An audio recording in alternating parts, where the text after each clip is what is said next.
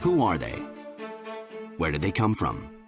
And what are the thoughts of self-proclaimed anarchists, past and present? And why, even though they're on file, are their faces a mystery to us? Why does their thinking seem so confused and their history so troubling? A child of capitalism, the brother enemy of state communism, anarchism is a wind of revolt that has continued to blow all around the world. And while certain libertarians turned criminal, wielding firearms or setting off dynamite, it's worth remembering that many of them offered alternatives and triggered revolutions across the 5 continents. The establishment has always come down hard on them, wherever they may be, dragging them in chains to the guillotine or strapping them to electric chairs. But punishments aside, any attempts to dismiss the actions of anarchists as mere hooliganism or to wipe the memories of their victories from the social consciousness have failed. While their practices have become part of the fabric of life, as their ideas eventually became popular, spreading and forming networks, seducing the younger generation from Paris to New York, from Tokyo to Buenos Aires, anarchists continue to fuel fantasy and sow misunderstanding.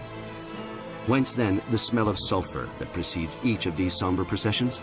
And what wild hopes are raised with every black flag? How can anarchism, which dreamed of an alternative future for the old world and has been fighting masters and gods for 150 years, still ask questions that are relevant to us today? And why is its history swinging like a pendulum, lurching from left to right, from insurrection to attempted murder, more than ever a reflection of our own?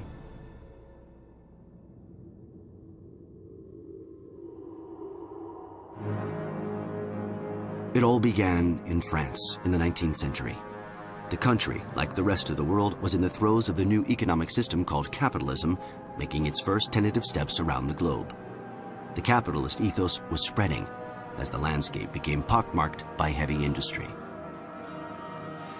But the mirages formed in the midst of the first industrial revolution soon dissipated to reveal a darker, more brutal reality. Attempts to answer the questions being asked by a new era steeped in contradictions soon materialized in the form of anarchism. What was the big problem with the 19th century? In simple terms, it was what was known as the social issue.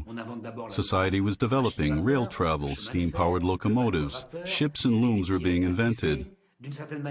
On one level, society was making considerable progress in terms of hygiene, medicine, and all that goes with it. And yet the appalling misery of those working in the manufacturing industry and what would become known as factories had never been so pronounced. All the great thinkers, Saint-Simon, Fourier, Proudhon, Marx, Cabet, Owen, and the rest, were striving to solve this contradiction. To understand the emergence of anarchism during this period, it's important to grasp the troubled and miserable existence of the proletariat, who had nothing but their muscle.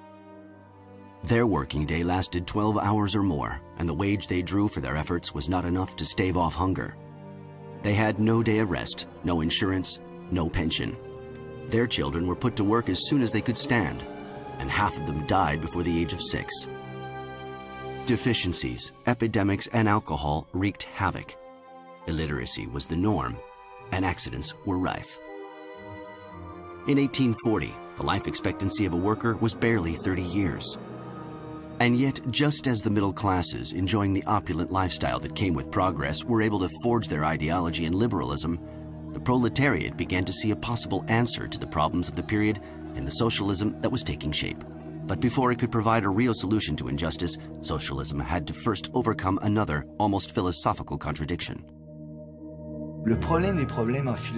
From classical liberalism, the overriding problem in political philosophy was the reconciling of freedom with equality. How to ensure the widest possible range of freedoms with the greatest possible degree of equality, inasmuch as without equality, freedom remains incomplete. The ideals of freedom and equality needed to be reconciled. As an American anarchist said, freedom without equality is the jungle. Equality without freedom is prison, and we want neither the jungle nor prison. This conundrum, the attempt to reconcile maximum freedom with maximum equality, this dual aspiration for both equality and freedom is one of the fundamental values of anarchism. Until midway through the 19th century, the term anarchism, from the Greek anarche, meaning absence of power, was a negative term used to designate disorder and chaos. But while major figures like Sade, Babeuf, or Godwin had been dubbed anarchists, it was Pierre-Joseph Proudhon, one of the few thinkers with a working-class background, who used it to define a revolutionary political stance, and in doing so, invested the term with a positive value.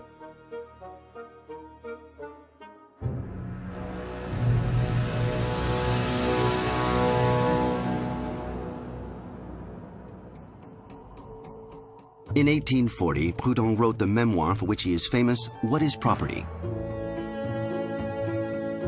While the answer he offered to the question, property is theft, immediately caused a scandal, it was in the Declaration of Faith, a few lines later, that the true birth of anarchist thought could be found. It is a paradox that says it all. Well, you're a Democrat? No. What? You would have a monarchy? God forbid. Then you're an aristocrat? Not at all. You want a mixed government? Still less. Then what are you? I am an anarchist. Although a firm friend of order, I am, in the full force of the term, an anarchist. At the same time, while claiming to be an anarchist, he declared that property is theft, meaning that he deems property to be the basis of a certain social order, and to declare oneself an anarchist is to say, I am attacking the very foundations of the social order, identified as being property. Proudhon went even further, because according to him, there are close links between the political domination exercised by the state, the economic domination exercised by capital, and the religious domination exercised by the idea of God. So Proudhon truly is the father of anarchy, as he was the only one to connect these three forms of domination. He believed that they had to be destroyed simultaneously if the social structure was to be changed. While Proudhon advocated the destruction of power in order to change the social structure, he denounced revolutionary violence. His vision was for a mutual system underpinned by his People's Bank. His thinking, though, came under attack from all sides. He was criticized, lampooned, and outlawed. But his writings traveled, and his anarchism appealed to socialists all over the world, such as a young doctor in philosophy named Karl Marx, who proclaimed them to be the harbinger of the new European workers' movement.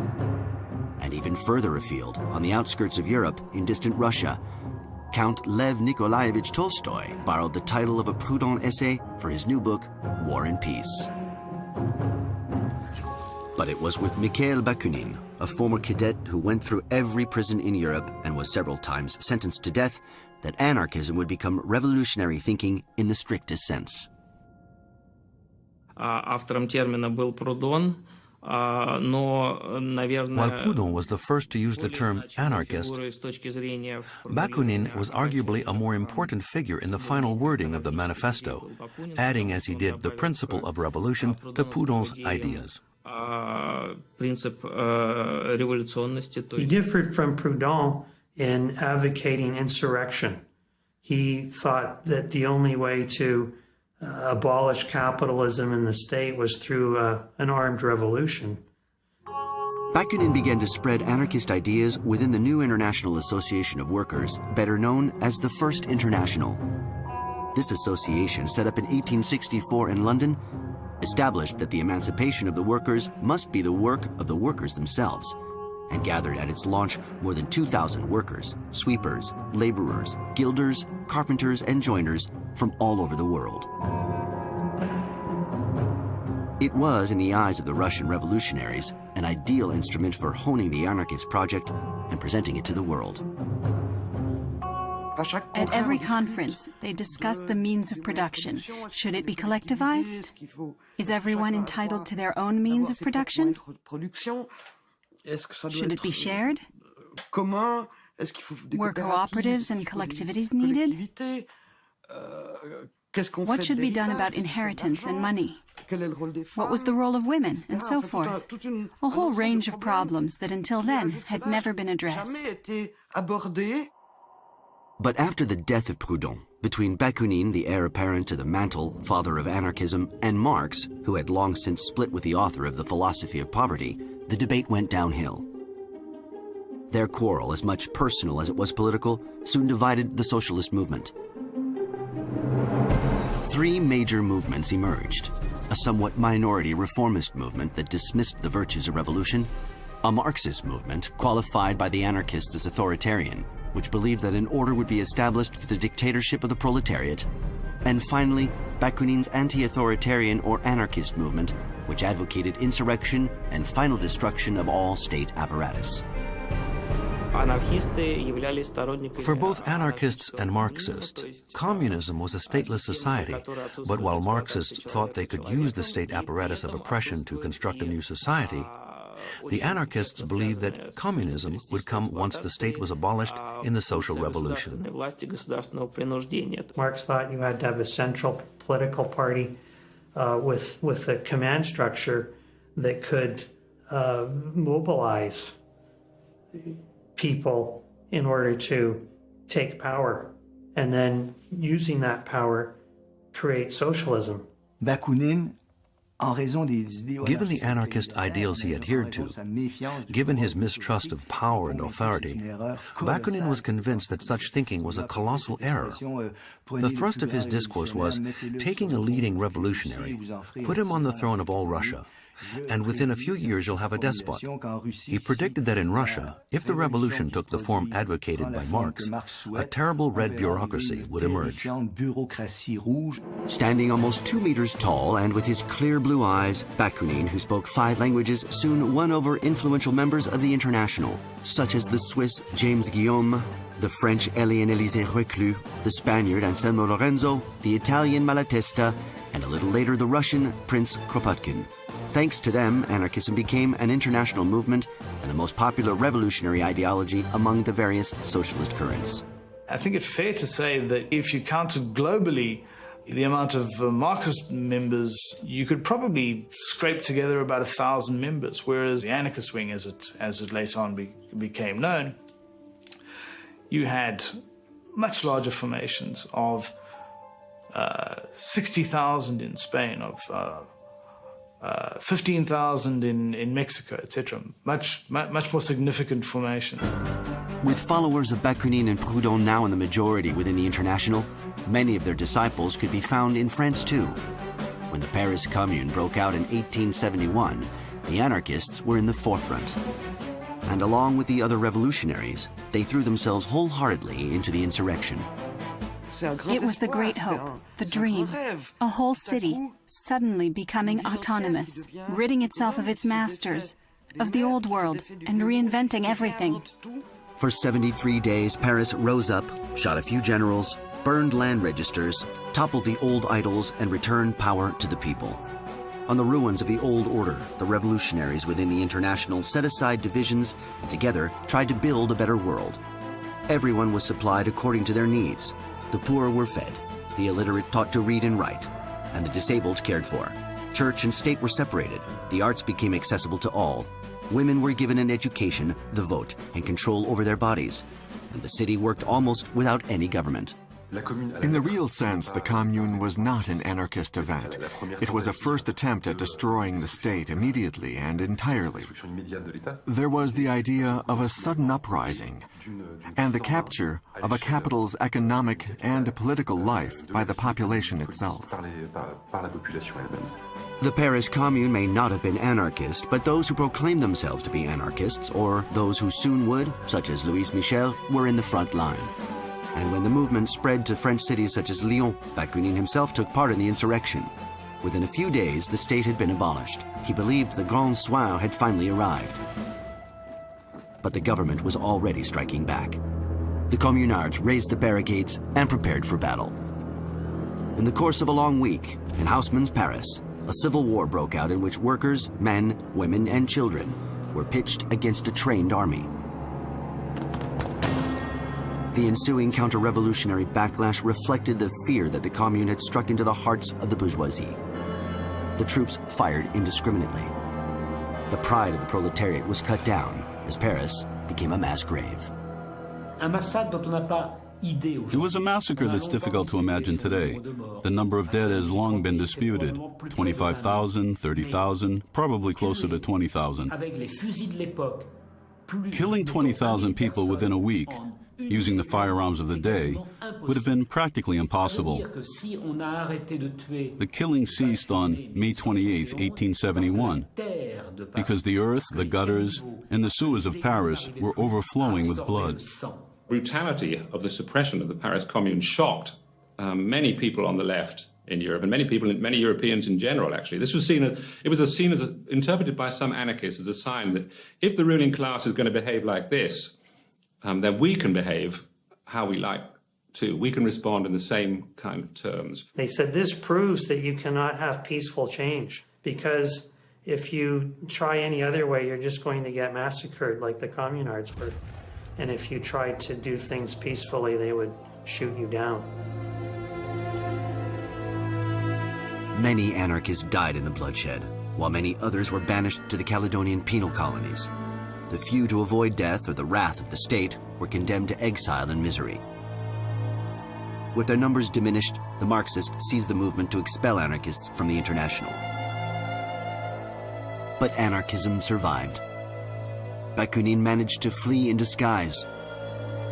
He gathered his last forces in his Saint-Imier stronghold in Switzerland in the Jura Mountains, sealing an alliance that would herald the official birth of his movement. At that time, there were around 15 of them. 12 young people, aged between 20 and 30, who had come from Spain, Italy, and Switzerland. The others were a little older, Bakunin, along with a Spaniard, and Gustave Lefrançais, a communard. They set up a new organization. Historians do not include them in the ranks of the International. This was a new organization. At least the name he gave it couldn't have been more unambiguous: the Anti-Authoritarian International. The National Workingmen's Association adopted a range of measures, foremost of which was a duty to destroy all political power.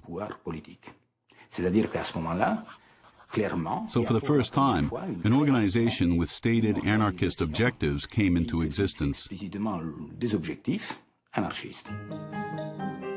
In Saint-Imier, by signing an alliance of friendship, solidarity, and mutual defense, the anarchists seized their independence.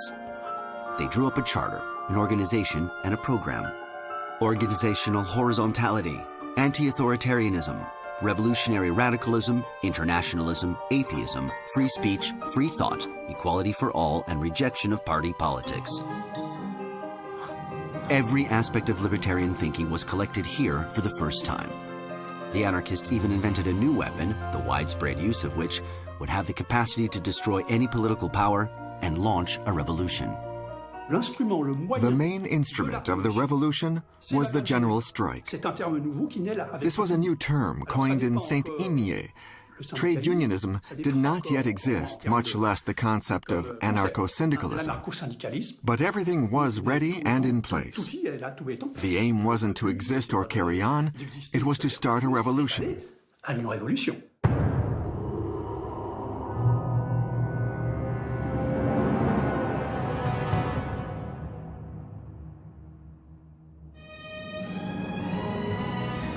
It was in the nascent United States of America that large-scale use of this new weapon would be seen for the first time. Introduced in the great waves of migrations, anarchism took root here too. Among the battalions of poor people who came to swell the industrial centers of the North, where wage earners resembled nothing so much as Southern slaves, conditions were conducive to its development. In no small part because in the early 1880s, the Civil War dragged on in social struggles such as Pennsylvania's Great Railroad Strike, which the federal government countered by sending in the army. Bayonet charges claimed dozens of workers' lives. For newcomers, the American dream often turned into one long nightmare. The common story of immigrant anarchists, be they German or Jewish or Italian, they are either skilled workers who can only find unskilled employment, or unskilled workers who can only find the most demeaning of work. So they become disillusioned with the economic opportunities available to them. They become disillusioned with the political system, which they know vaguely is supposed to be democratic and Republican, but which they find in this time period is dominated by corruption, by corporate power. And some of these disillusioned immigrants then encounter radical ideas. This encounter with radical ideas occurred notably in Chicago, a city that immigrants flooded into. Steel, concrete, and the meat industry needed manpower.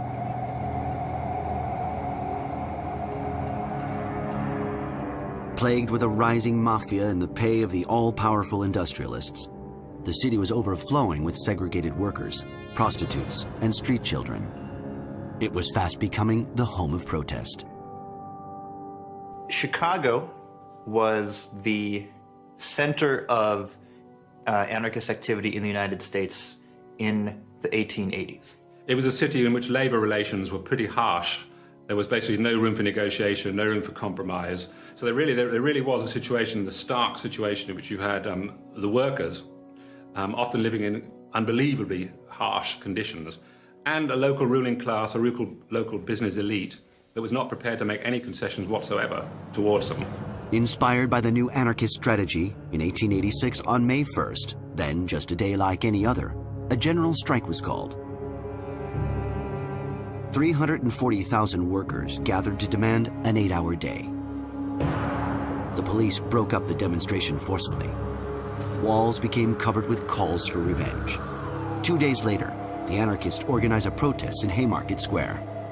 The event was to become a key moment in the history of the workers' movement. Few of the leading anarchists of the city spoke against what had happened. And during that demonstration, the police arrived in force. And at some point in that night, the police moved in to try and clear the demonstration.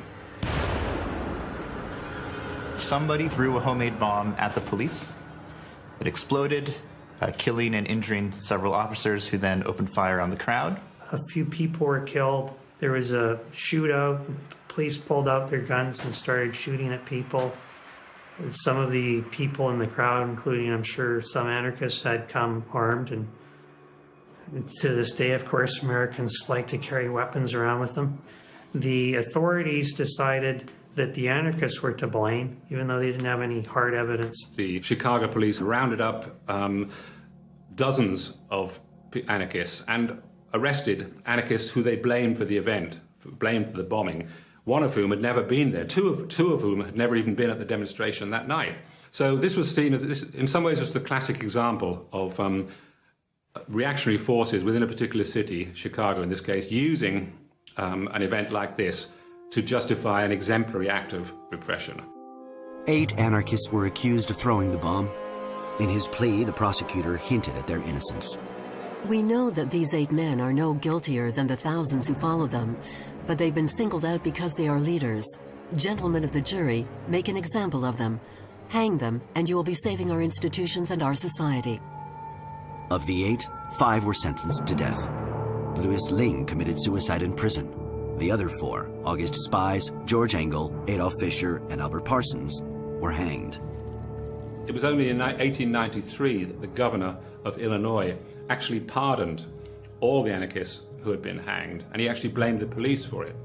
He particularly blamed the police chief of Chicago, saying that he had organized the whole thing and that he may well have even been responsible for perpetrating this bombing. This generated enormous outrage, not only among anarchists, but even liberal-minded people, because the trial had been so unfair. As a result of the Haymarket martyrs being executed, they became folk heroes, not only among the anarchists, but among socialists all over the world. And so you would see their portraits in trade union offices in England and France and Latin America. As a result of the global impact of the Haymarket affair, May the 1st was adopted as International Workers' Day. In the years that followed, demonstrations led by anarchists were held everywhere. But it was notably in France that the Chicago massacre heralded a new era of anarchism, one characterized by bombs and propaganda by the deed.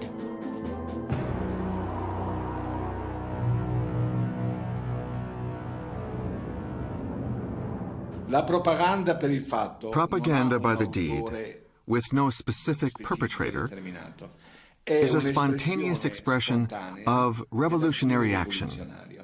It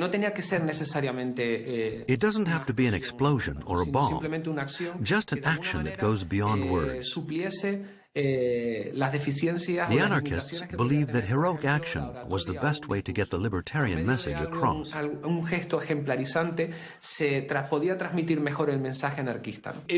So this challenged the revolutionaries. It wasn't enough to be a revolutionary who talked but left the action to others. Revolutionaries had to act and demonstrate their credibility through their deeds. A man named Francois Königstein, otherwise known as Ravachol, was very taken with the idea that action could create the revolutionary spark that would inflame the West. He followed to the letter the words of Louis Michel and Kropotkin, who along with Malatesta were the new theoreticians of anarchism, calling for unrelenting revolt through speech, writings, dagger, or dynamite. In Nobel's new invention, Ravachol also saw the ideal way to destroy the old world. He set about learning how to handle nitroglycerin, and gripped by rage following the brutal repression of the very first May Day demonstrations in France, he decided to act. The anarchists decided to make May 1st, 1891 a day of conflict and action, not a day of orderly parades, as it has now become. As a result, brawls broke out in Clichy, where policemen punched the anarchists, and the anarchists punched them back. Then in Fourmi in the north, police opened fire at women and children leading the procession, causing several fatalities. This prompted Ravachol to plant some bombs. Symbolically, Ravachol placed his homemade bombs in suitcases on Boulevard Saint-Germain and Rue de Clichy, outside the apartments of the judge and the Advocate General who had condemned 3 anarchist demonstrators to long prison sentences. The damage was impressive.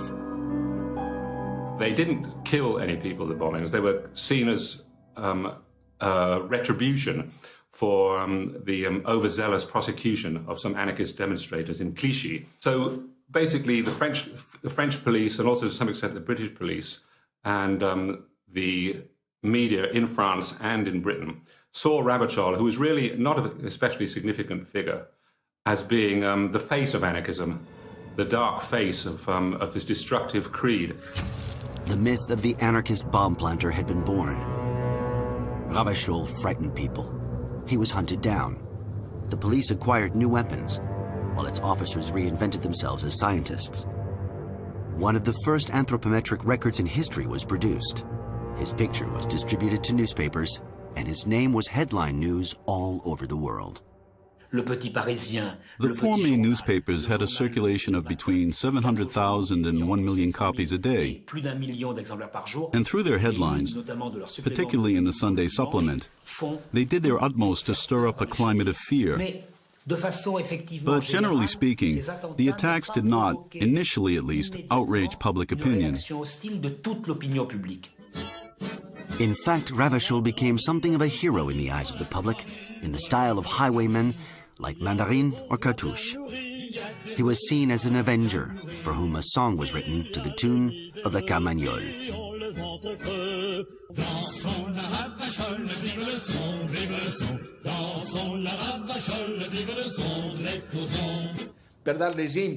There was a price to be paid for being a dyed-in-the-wool anarchist. Unlike terrorists, who make their attacks then flee, anarchists had to confront society openly and justify their acts in court. They had to use their trial as a megaphone, ensuring that the anarchist message resonated everywhere, loud and clear. Faithful to the strategy of propaganda by the deed, when Ravachol was arrested only 3 days after his last bomb exploded, he assumed responsibility. At his trial, addressing the court of Seine, where he knew his life was at stake, he justified his actions. Currently, too many citizens suffer while others swim in opulence. This situation cannot last. Today, the anarchists are numerous enough to overthrow the current state of things. All that is needed for that is a shove, and the revolution will take place. Ravachol was condemned to prison for life with hard labor. But after a second trial for a common law case, he was sentenced to death. And so it was that one cold morning in Montbrison, his cry of 3 cheers for revolution was cut short by the guillotine's blade. His execution, far from scaring off other libertarians, acted as a call to arms. The anarchist press demanded vengeance. A veritable explosion of activity ensued. Everybody wanted to be involved, urged on by publications that soon became known as the Dynamite Press. With their scientific exposés of anti-bourgeois armory, bombs began to go off everywhere. The restaurant where Ravachol was arrested was blown up. Auguste Desvaliants, the French Guy Fawkes, attacked the National Assembly. Léon Léautier wielded a hacking knife. Amédée Pauwels blew himself up at the Église de la Madeleine. The bombs of Émile Henry claimed several lives, one of which went off in the restaurant of the Saint-Lazare railway station. Also dynamited were Rue de Faubourg Saint-Jacques, Rue Saint-Martin, Rue de Vaugirard. It was a similar story in Angers, Le Havre, Boulogne-sur-Mer, Marseille, and especially Lyon, where the violence peaked following the assassination of French President Sadi Carnot by a 20-year-old anarchist, a young baker from Italy. When President Sadi Carnot visited Lyon, Sante Geronimo Caserio seized the opportunity to murder him. Carnot had been warned by both police and anarchists that the blood of those who had been guillotined was on his hands, and Carnot was stabbed in Lyon. The death of Sadi Carnot was like a thunderbolt. He was given a state funeral and his ashes placed in the Pantheon. His murderer was quickly tried and sentenced to death. To ensure that his final resting place did not become a shrine, the remains of Sante Geronimo Caserio, anarchist and martyr, were tossed into an anonymous grave. But it was not enough, and the repressive measures increased. During this period, France adopted what became known as the Lois Scélérates, the villainous laws, which banned all anarchist and anti-militaristic propaganda, regarding it as a criminal conspiracy. This made criminals of all activists, including any poor souls who happened to subscribe to a libertarian magazine.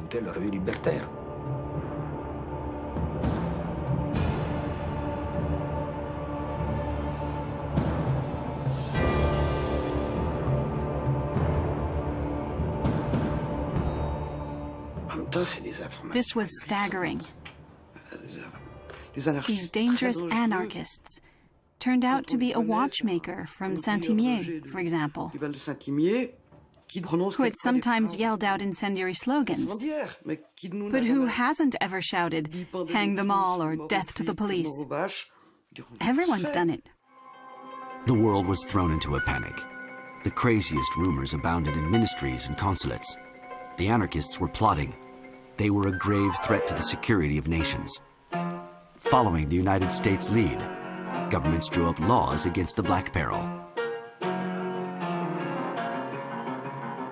The idea of a terrorist conspiracy, an international terrorist conspiracy, emerged. It was actually the first time the phrase war on terror was used. In around 1894, the New York Times talked about how European governments were planning to exterminate terrorism. This kind of language was used, you know, and sometimes it was quite melodramatic.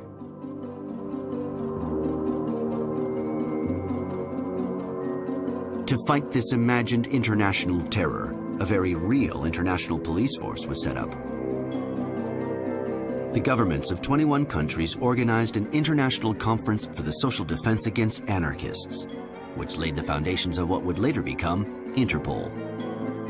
In Rome in 1898, the world's governments gathered for the Anti-Anarchists Conference because every leader, king and prince, was terrified of being assassinated by an anarchist.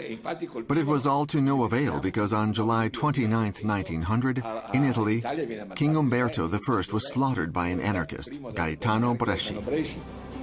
He wasn't the only one. Despite the repression and emergency measures, monarchs and state leaders were falling like flies under attacks from the anarchists. The Russian Tsar, the presidents of Uruguay, Ecuador, and El Salvador, the Spanish chairman of the Conservative Party, and the Portuguese king and crown prince were all killed. Meanwhile, in Geneva, Luigi Lucchini stabbed Empress Elizabeth of Austria, better known as Sisi. In Madrid, the Spanish head of government was assassinated. And so on, right up to the war, when Alexandros Skinas murdered the King of Greece, and Gavrilo Princip, the Archduke of Austria, and his wife. But faced with anarchist propaganda by the deed, the state fought back with propaganda.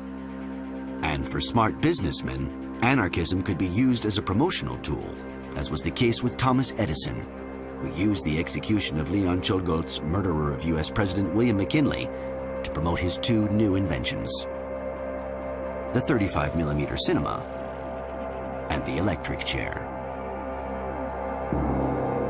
It was not that great in terms of casualties and in terms of the level of victims. I mean, some historians have said that probably no more than 100, not much more than 100, maybe less than 200 people were actually killed in the various episodes of anarchist bombings. For anarchists, by the end of the 19th century, one thing was certain: the strategy of assassination had shown its tactical limitations. Nowhere had it triggered insurrection, and the wave of killing had lost the libertarian cause a great deal of credibility. For theoreticians, it was time to get back to basics. By the end of the 19th century, many anarchists, including anarchists who had once accepted the necessity for propaganda of the deed, were beginning to reject it. They were beginning to talk in anarchist journals that this strategy was not only not leading anywhere, it was actually counterproductive. Enrico Malatesta, famous Italian anarchist, said the problem is we have isolated ourselves from the popular struggles, and the place we should always be is with the people and their struggles. So in the 1890s, after a relatively brief period, you had a movement of the anarchists back into the popular struggles and organizations, back into the workers' movement, and then you had the development of revolutionary syndicalism.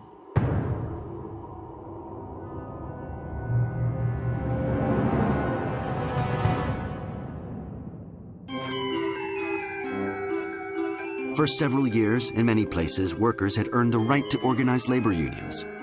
But with the creation of Bourses de Travail, or labor councils, along with the CGT union in France, anarchism and trade unionism combined to form a kind of revolutionary trade unionism in what would later become known as anarcho-syndicalism.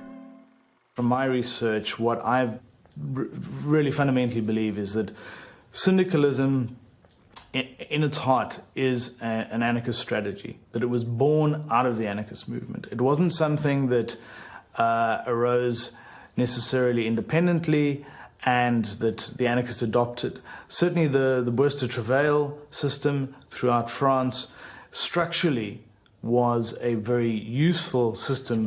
The main champion of the Bourses de Travail movement was a young anarchist who made a name for himself opposing the strategy of assassinations. He's a man I have great admiration for. Belloutier was a Frenchman who died very young, aged 30, having literally worked himself to death. But he founded the idea of Bourses du Travail. What were these Bourses du Travail? As the name suggests, they were places you could go to find a job. At first, it was simply a way for those without work to find it.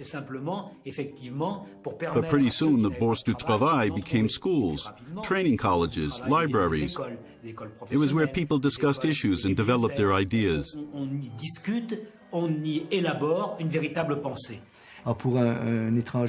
For a foreigner like myself, coming to France, I was very touched by those imposing buildings, and it's beautiful to think that the workers had paid for them themselves with their own savings. Those buildings were the embodiment of the social, political, and economic ideas they were fighting for, places that stood up for travailleurs immédiats. They really represented a vision of the society of the future, establishing its principles and supplying the tools and weapons needed to attain their objectives. You could usually find labor museums there too, and they offered night classes. There were debates, conferences, shows too on Sundays, when workers came with their families. These were highbrow shows, so it really was the home of popular education. In giving a worker the science of his own misery, to use Pelloutier's expression, again we have the idea that an objective situation can be grasped. If the appropriate information is supplied to the people concerned, they will understand their situation and want to change it. The idea that the desire to change the world comes with knowledge of it is one expounded by anarchists and by Pelloutier. Bourses de travail began to spring up everywhere. Under pressure from workers, every town and city had its own people's palace. There were almost 100 of them in the early part of the century, and they merged with the CGT, which boasted thousands of union members. While not all were libertarians, far from it, they made Émile Bruguet, a dyed-in-the-wool anarchist, secretary of the Confederation of Labor, a man who also believed that labor unions, not political parties, should play a central, strategic, and revolutionary role. It was the golden age of the trade union movement. This was direct action, or what I'd call self-sufficient trade unionism. It didn't need any political intermediary. It wasn't a case of having politics, elections, parties and votes for reforms on the one hand, and labor unions limited to handling nominal reforms or minor measures that concerned only the workers of a particular factory on the other.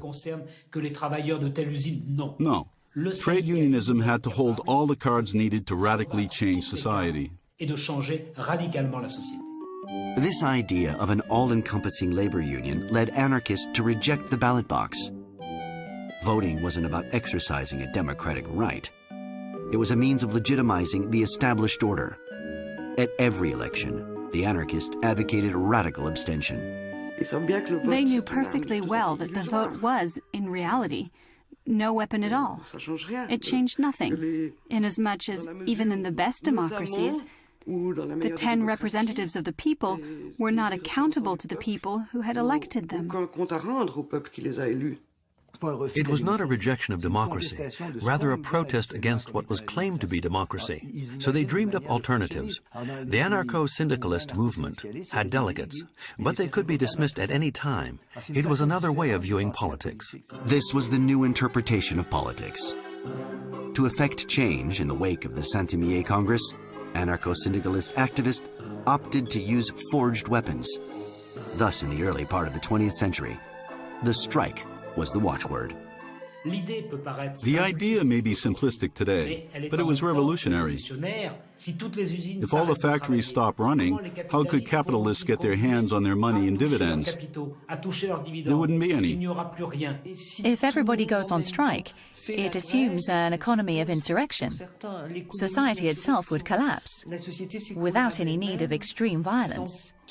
Since the bourgeoisie would be unable to cope, you would be left with a stateless society, since the state would have no reason to exist. The idea wasn't to bang up the bourgeoisie and capitalists in prison. It was to kill them in the essence of their capitalism. If no capital is produced, there is no capitalism. Capitalism, though, kills, as was the case in Courrières in 1906, when one of the greatest disasters in the history of labor occurred. A fire damp and coal dust explosion set the mines ablaze. To preserve coal deposits, the owners blocked the mine. More than 1,500 miners were trapped by fire, gases, and darkness. Only 24 made it out alive. The miners immediately came out on strike. The women led the way, demanding justice. The anarchists were in the front lines. Clemenceau, who had just been appointed Interior Minister, sent in the troops. 20,000 soldiers charged the demonstrators. In response, in their 1906 1st of May celebrations, libertarian CGT activists demanded the 8-hour day and called for a general strike. This was a foretaste of what was to come in 1936 and May 1968. While the Bourses de Travail set up soup kitchens and conducted the orchestra, they knew that a backlash was inevitable. These were tough times for everyone. As the workers made preparations, the bourgeoisie trembled and held its breath. The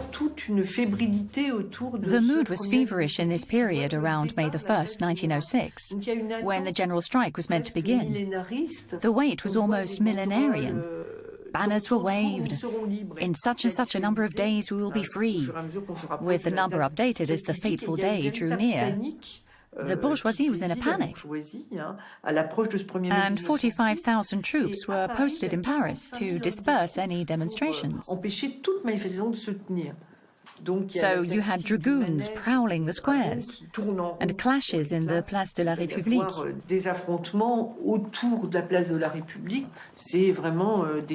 Soldiers charged with swords drawn, often striking with the sharp edge. The bloodshed was horrendous, and many people died.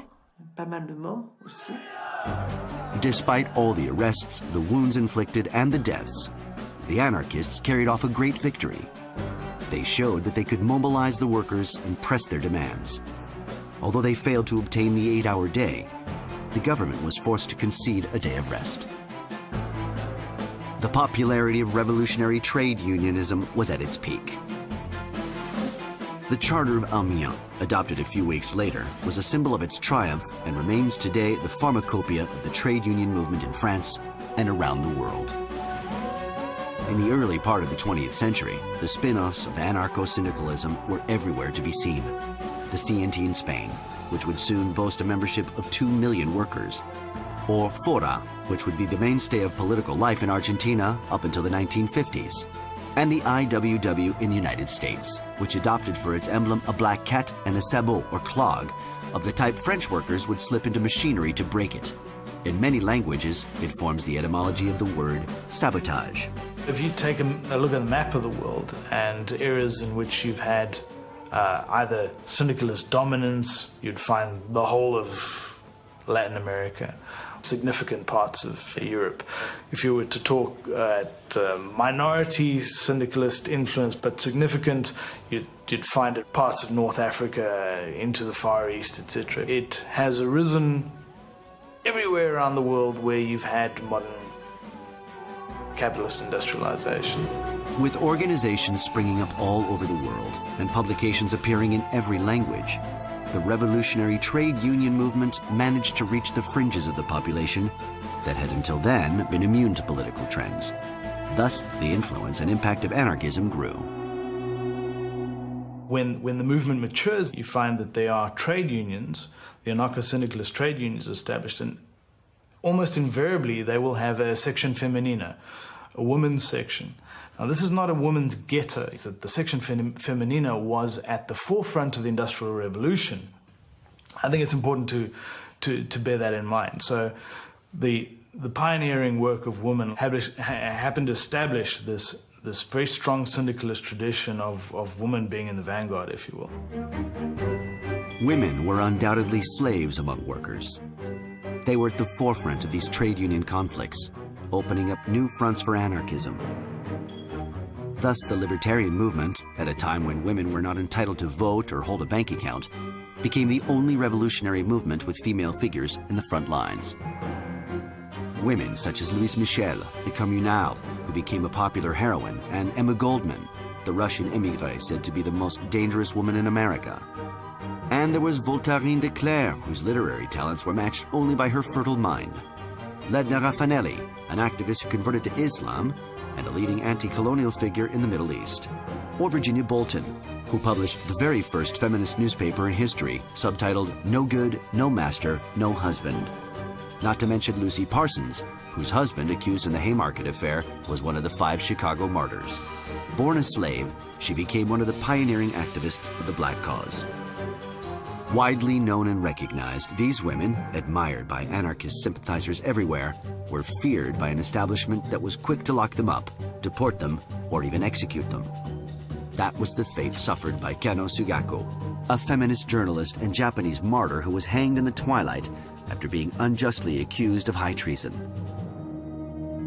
Yet despite the involvement of these figures, the limits of revolutionary syndicalism became all too clear. Meanwhile, Malatesta, him again, lamented the legalistic direction the movement was taking and the fact that anarchists seemed to have forgotten what they were and what they were fighting. What Malatesta is critiquing is precisely this kind of apolitical bread and butter syndicalism that does not really contest power, that tries to muddle along and keep its head down and does not admit that at some point it's going to have to confront questions of power. This reminder of the ultimate objective of Union action was all the more relevant, given that in 1905 alone, the world witnessed a revolution in Russia, insurrectionary demonstrations in Germany, in Italy, and in the United Kingdom, Red Friday in Hungary, a rebellion in Crete, a general strike in Poland, Red Week in Chile, a mass movement in India, the start of the era of popular violence in Japan, the stirrings of revolution in Mongolia, and a constitutional revolution in Persia. Anarchists everywhere were on the march. But despite the widespread unrest, as with the Ilinden uprising in Macedonia, an insurrection that was both nationalistic and libertarian, all these movements were marked by bloodshed. Against this background of widespread repression, it is too often overlooked that certain anarchists took up weapons, as they did in the era of propaganda by the deed, this time fully aware that their actions would be in vain, and that tragedy lay in store.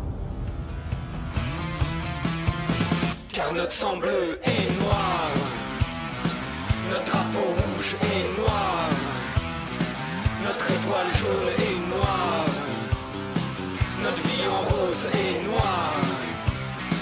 Oui, notre sang bleu et noir, notre drapeau rouge et noir, notre étoile jaune et noire, notre vie en rose et noir. Oui, notre sang bleu.